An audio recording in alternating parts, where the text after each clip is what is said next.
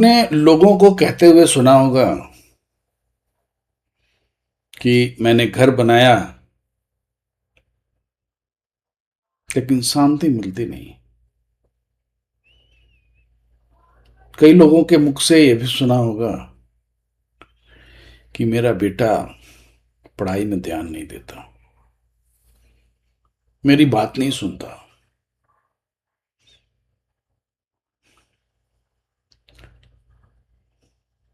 बेटी की मैंने शादी की लेकिन वो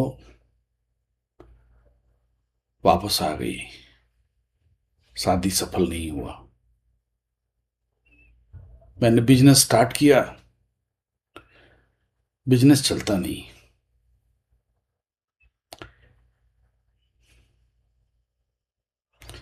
पैसा तो आता है, रुकता नहीं।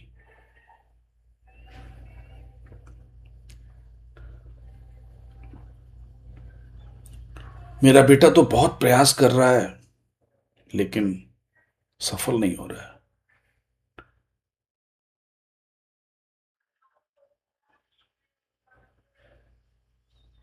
मैं तो परेशान हो गया हूं। तो घर बनाना लेकिन शांति नहीं मिलना। घर तो आपने बनाया लेकिन शांति तो मिल नहीं रहा। तो ये जो शांति नहीं मिल रहा है,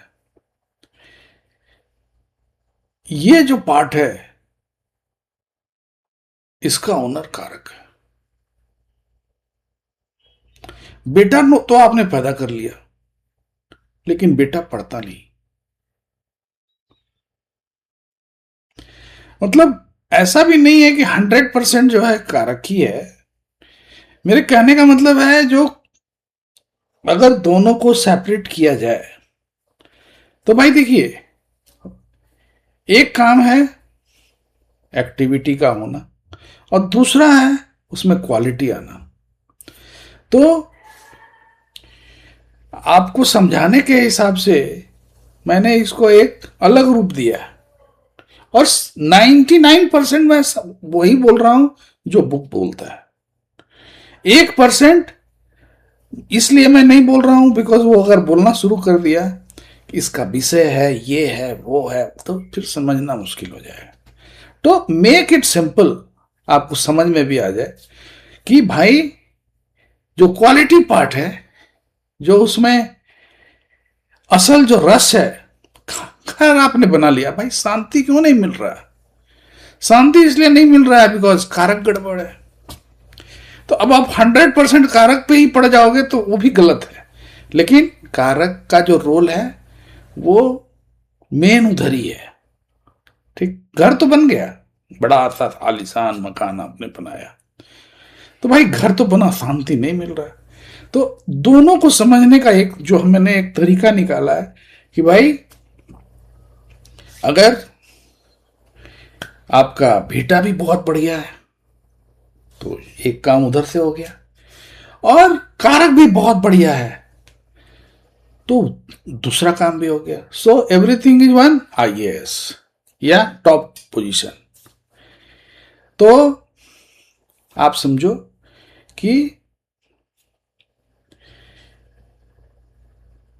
जैसे फर्स्ट हाउस जो है, एक मतलब मैं रिकैप दे दे रहा हूं सो दैट कि आपको ये नहीं फील हो कि अब कहाँ जाए समझने के लिए। तो जैसे फर्स्ट हाउस है, किसके लिए है? तो फर्स्ट हाउस क्या हुआ? मैं कौन हूं, कैसा दिखता हूं,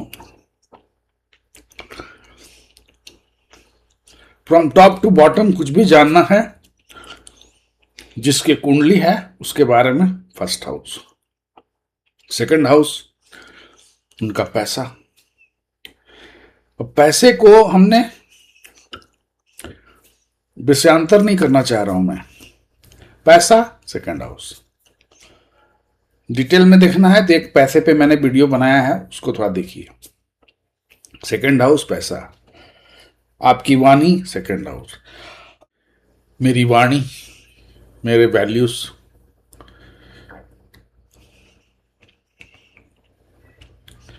मेरे एसेट्स, मेरा परिवार second house. Third house my communication, my efforts. चौथा हाउस शांति, मन, माँ, घर, वाहन, गाड़ी, जमीन, सब फोर्थ हाउस। फिफ्थ हाउस संतान, क्रिएटिविटी, बुद्धि, फिर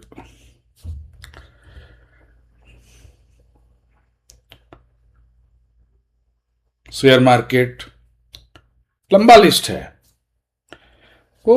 फिफ्थ हाउस।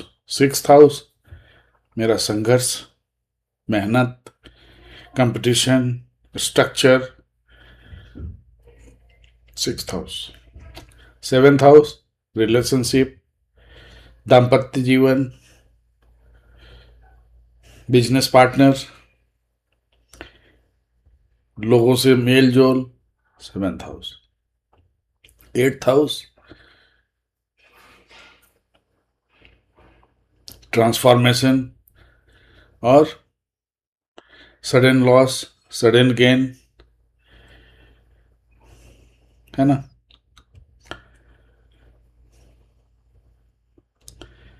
मतलब छुपा हुआ धन, ससुराल का धन, कोई भी जो चीज है ये सब हिडन, कुछ भी है hidden secrets. Eighth house. Ninth house आपका धर्म, आपका भाग्य, ninth house. Tenth house Karma, career, tenth house.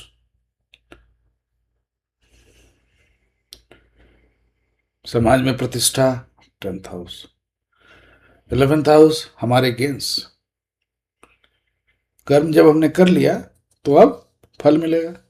तो 11th हाउस आपके गेंस, आपके नेटवर्क, है ना, दोस्ती, 11th हाउस। 12th हाउस मोक्ष, अकेलापन, विदेश यात्रा,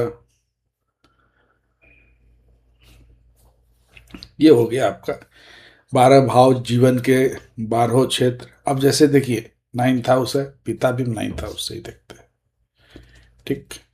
तो ये सब चीज जो है मैं काफी हमारे वीडियोस हैं जिसको कि आप देखेंगे तो बहुत सी है, बहुत सा जानकारी आपको मिलेगा। तो ये हो गया आपका, जितने भी आपकी एक्टिविटी है सबको 12 भाव में बांट दिया गया। अब सभी 12 भाव के कारक भी हैं वैसे ही। तो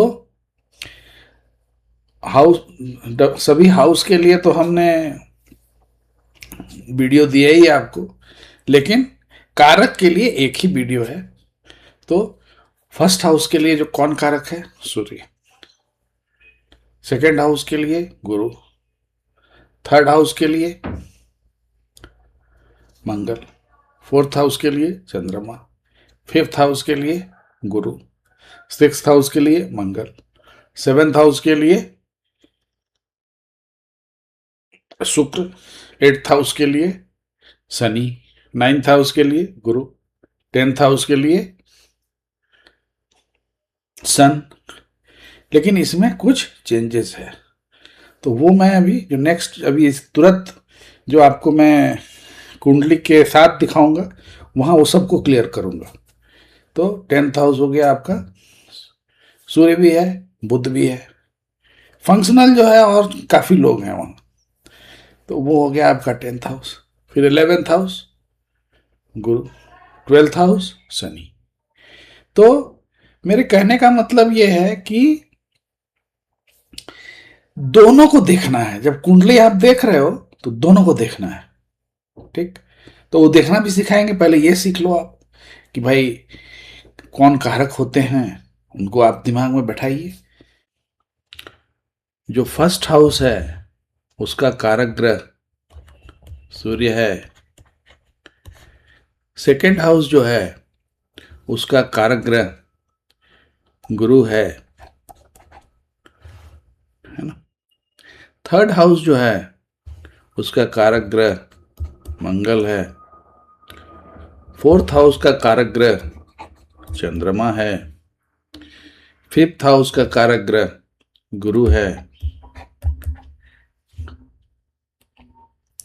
6th हाउस का कारक ग्रह मंगल है ना। 7th हाउस का कारक ग्रह शुक्र है। 8th हाउस का कारक ग्रह शनि है। 9th हाउस का कारक ग्रह गुरु है।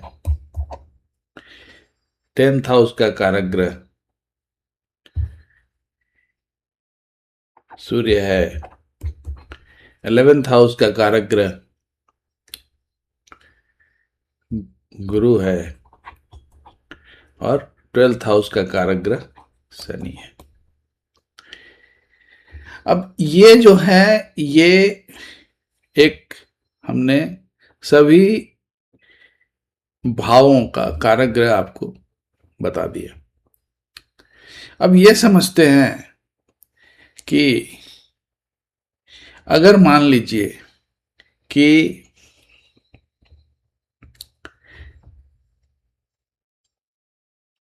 किसी लड़की का कुंडली हम लोग देख रहे हैं, ठीक, और लड़की के लिए जो ये शुक्र है वो एक कारक ग्रह जो है, जो नेचुरल कारक ग्रह ये हो गया। बट अगर उसके हस्बैंड को देखा जाए तो उसके हस्बैंड से उसके पास एक नया लाइफ स्टार्ट हो रहा है,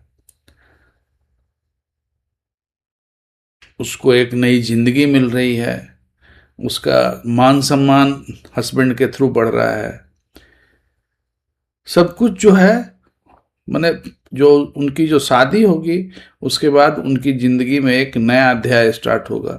तो इस केस में स्त्री के लिए हमको साथ में गुरु को भी देखना चाहिए, ठीक। अब मान लीजिए कि हम लोग पार्टनरशिप में जा रहे हैं, तो ये जो 7th हाउस है ये रिलेशनशिप का भी हाउस है। और अगर हम रिलेशनशिप में जा रहे हैं तो जब रिलेशनशिप में जा रहे हैं और सामने वाला जो है वो आपका बिजनेस पार्टनर है, तो वहां आप लोग दोनों साथ मिलके फलेंगे फूलेंगे कि नहीं, है ना। तो वहां आपको सामने वाले का माने सूर्य भी देखना चाहिए।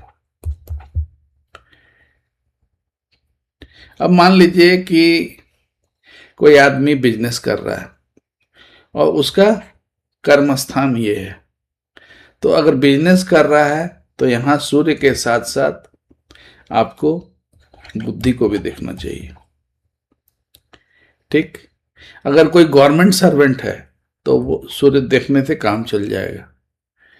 कोई प्रोफेशन में है तो फिर यहां सूर्य के साथ साथ शनि को भी देखना पड़ेगा।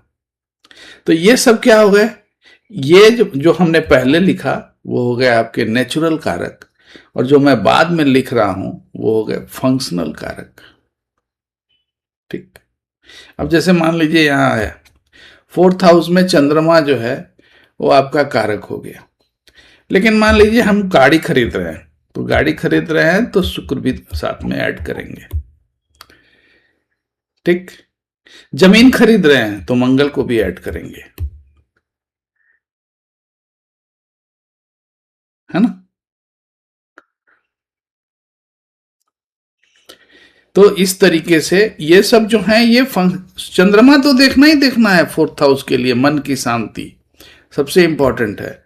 लेकिन अगर साथ में कोई फंक्शनल कारक है तो उसको भी साथ में ऐड कर देना चाहिए। ये सब जो है जो बुध मैं बोल रहा हूं, फिर आपका जो मैंने शनि कहा, है ना, तो ये सब फंक्शनल कारक है। अब मान लीजिए आपके पास एक आदमी आ गया, वो लेबर का काम कर रहा है, ही इज ए लेबरर, और वो बोल रहा है कि भाई हमारा देखिए कैसा रहेगा नौकरी। तो वहां आपको शनि को ही ऐड करना है। शनि जो है वो मेन कारक हो गया वहां पे। माने आप सूर्य भी देखिए, लेकिन मेन उसको शनि को ही, शनि से ही आपका रिजल्ट आएगा। ठीक। तो जो मतलब भावों के जो कारक हैं वो इसी के साथ कंप्लीट हुआ, है ना। तो आपने देखा कि किस तरीके से कुंडली के 12 भाव जो हैं उन सब के कारक अलग अलग हैं। Second house, fifth house, ninth house और 11th हाउस के कारक गुरु हैं, है ना। 8th हाउस और 12th हाउस के कारक शनि है। थर्ड हाउस और 6th हाउस के कारक मंगल है। तो इस तरीके से आपको भी याद करना है। जिन लोगों ने भी सब्सक्राइब कर लिया है उनको हृदय से धन्यवाद। और आप लोग थोड़ा अब कमेंट करना भी स्टार्ट कीजिए, सो दैट कि मुझे ये पता चले कि कौन सा टॉपिक जो है आपको कठिन लग रहा है, जिस पे मैं आपको एक कंसेप्ट दूं, सो दैट की क्लैरिटी जो है बढ़े। तो आज के लिए बस इतना ही। नमस्कार।